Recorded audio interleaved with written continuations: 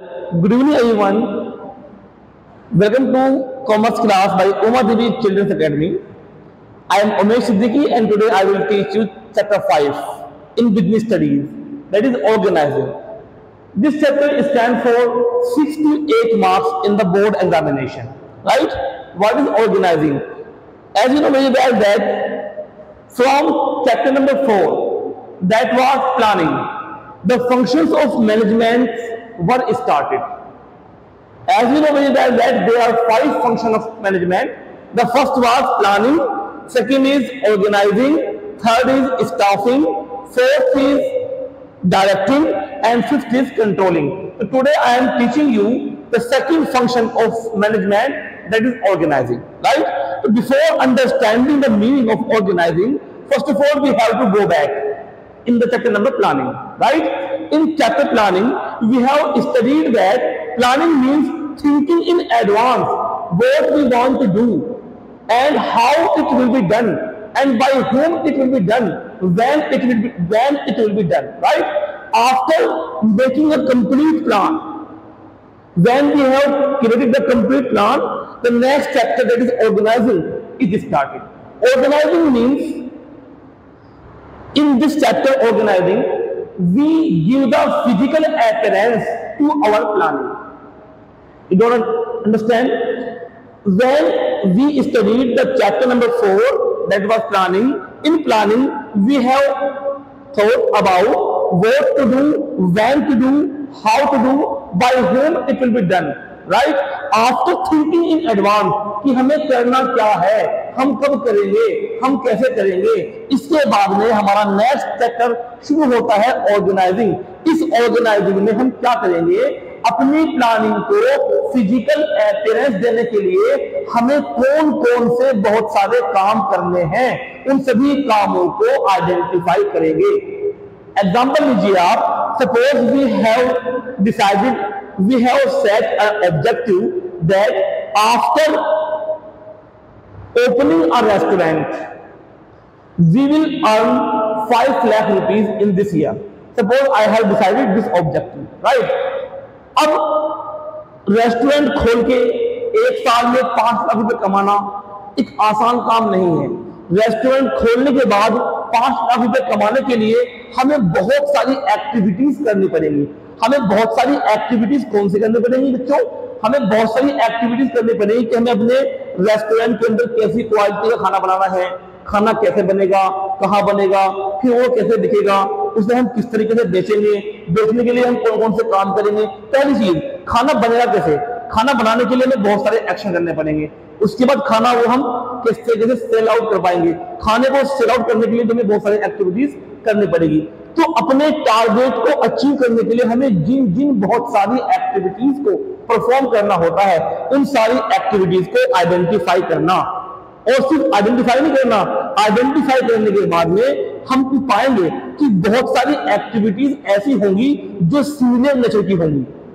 बहुत सारी एक्टिविटीज ऐसी होंगी जो सिमिलर नेचर की होंगी. तो जो जो एक्टिविटीज सिमिलर नेचर की हैं, उनके ग्रुप भी हमें बनाने हैं सारे काम को आइडेंटिफाई करने के बाद. You can see here the process of identifying and grouping various activities and bringing together physical, financial and human resources and establishing productive relationship among them for the achievement of specific goal is called organizing. In organizing function, in organizing process, we identify कि हमें अपने targets को, हमें अपने objective को achieve करने के लिए कौन कौन से काम करने हैं, और जो सिमिलर नेचर के काम हैं उन सभी को अलग अलग ग्रुप में बनाना. सपोज कीजिए हमने डिसाइड किया है कि हम रेस्टोरेंट खोल के इस साल 5 लाख रुपीस कमाएंगे. राइट? तो अब हमें कौन से काम करने हैं. हमें सब्जी खरीदनी होगी, फिर उन्हें काटनी होगी, फिर उन्हें धोनी होगी, फिर उसे पकानी होगी. राइट? ये सभी हमने काम आइडेंटिफाई किए हैं. फिर बेचने के लिए हमें कुछ वेटर चाहिए होंगे, हम उन्हें खाने को डेकोरेट भी करेंगे, फिर हमें उन वेटर से हम उनको खाने को सर्व भी करवाएंगे, अच्छे से बर्तन भी खरीदने होंगे.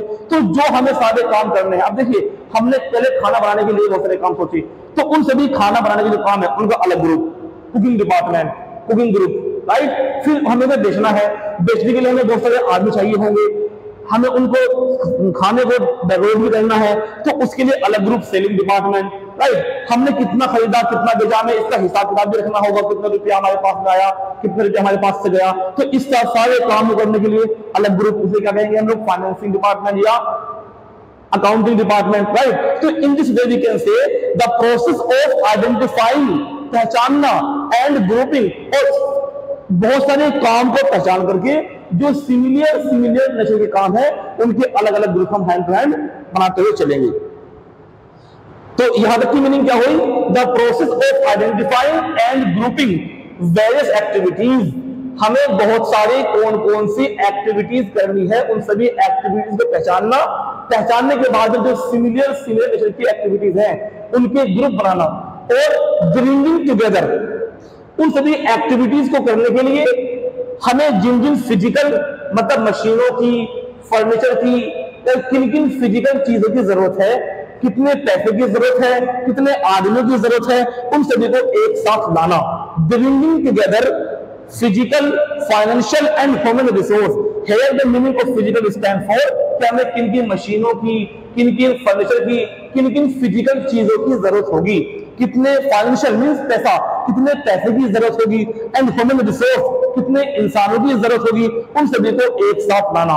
जो हमने अभी भी सारा काम आइडेंटिफाई किया है कि हमें ये एक्टिविटीज करनी है, उन सभी एक्टिविटीज को करने के लिए हमें जिन जिन फिजिकल चीजों की, जिन जिन फाइनेंशियल पैसे की और जिन जिन ह्यूमन रिसोर्स की जरूरत है, उन सभी को इकट्ठा करना, उन सभी को एक साथ लाना, और उन सभी के बीच में, फिजिकल रिसोर्स के बीच में, फाइनेंशियल रिसोर्स के बीच में एंड ह्यूमन रिसोर्स के बीच में एक ऐसा रिश्ता कायम करना, इस्टेब्लिशिंग प्रोडक्टिव रिलेशनशिप, एक ऐसा रिश्ता कायम करना, इस्टेब्लिशिंग में बनाना productive relationship among them for the achievement of specific goal, एक ऐसा रिश्ता उनके बीच में बनाना ताकि हम कोई भी अनप्रोडक्टिव काम करें ही ना, ताकि हमारा कोई ओवरलैपिंग हो ही ना, ताकि हम कोई फालतू काम करें ही ना।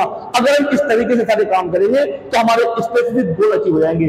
तो अपने स्पेसिफिक गोल्स को अचीव करने के लिए हमें बहुत सारी कौन कौन सी एक्टिविटीज करनी है, उन सभी एक्टिविटीज को पहचानना। हम जब बहुत सारी एक्टिविटीज पहचान लेंगे तो हम पाएंगे कि उनमें से कुछ एक्टिविटीज ऐसी हैं जो सिमिलर नेचर की हैं। तो जो सिमिलर नेचर की हैं उनके ग्रुप अलग बनाना, उनके ग्रुप अलग बनाना, राइट। ग्रुप बनाने के बाद में हम इन एक्टिविटीज को करने के लिए हमें जिन जिन फिजिकल, जिन जिन फाइनेंशियल, जिन जिन ह्यूमन रिसोर्स की जरूरत है, उन सबको एक साथ लेके आएंगे और उनके बीच में एक ऐसा रिश्ता बनाएंगे ताकि सारे काम हमारे फायदे के लिए ही हो, सारे काम प्रोडक्टिव ही हो, कोई भी अनप्रोडक्टिव, कोई भी हमारा काम ऐसा ना हो जो जिससे हमें कोई फायदा ना हो, जिससे हमें कोई नुकसान ना हो। हमारे सारे काम प्रोडक्टिव नहीं हो, हमारे सारे काम प्रोडक्टिव ही हो, इस तरीके का रिश्ता उनके बीच में बनाना, राइट। अब एग्जांपल समझिएगा। As I told you just that we have decided a target, we have decided an object that we will earn 5 lakh rupees in this year by running a restaurant, right? अब पहला काम क्या होगा, अगर हम restaurant खोलेंगे तो हमें 5 लाख रुपए कमाने हैं, तो रेस्टोरेंट खोल के 5 लाख रुपए कमाने के लिए हमें बहुत सारी कौन सी एक्टिविटीज करनी होंगी। देखिए हमें कौन कौन सी एक्टिविटी करनी होंगी। पहले हमें अच्छी डिशेज बनानी होंगी। अच्छी डिश बनाने के लिए हमें अच्छी सब्जियां, अच्छे मसाले, अच्छे इंग्रेडिएंट्स खरीदने पड़ेंगे। उन सभी अच्छे को खरीदने के बाद में हमें उन्हें वॉशिंग भी करना पड़ेगा, फिर हमें उनको अच्छी डिश बनानी भी पड़ेगी। चलो खैर डिश बन गई, डिश बनने के बाद में हमें बेचने की बारी आती है। बेचने के लिए हमें कुछ ऐसे डेकोरेटिव बर्तन, डेकोरेटिव स्टाइल, डेकोरेटिव पर्सन चाहिए होंगे जो अच्छे से उन्हें बेच पाए। चलिए हमने बेच भी दिया, बेचने के बाद में हमारे पास में हम पाएंगे कि कुछ रुपए गया भी है बाहर खरीदने के लिए, कुछ रुपया हमारे पास में आया भी है बिक्री में, तो उसका हमें एक प्रॉपर हिसाब भी रखना है, राइट। तो हमने बहुत सारी एक्टिविटीज अपनी पहचान ली कि हमें ये सारी एक्टिविटी करनी है अपने इस टारगेट को अचीव करने के लिए, राइट। अब क्या करना है, उन सभी एक्टिविटीज को आइडेंटिफाई करने के बाद में हम पाएंगे कि कुछ एक्टिविटीज सिमिलर नेचर की भी हैं। तो जो एक्टिविटीज सिमिलर नेचर की हैं उनको हम अलग अलग ग्रुप में बांट करेंगे। जो बहुत सारी एक्टिविटीज कुकिंग के लिए हो रही है उनका ग्रुप अलग, कुकिंग ग्रुप।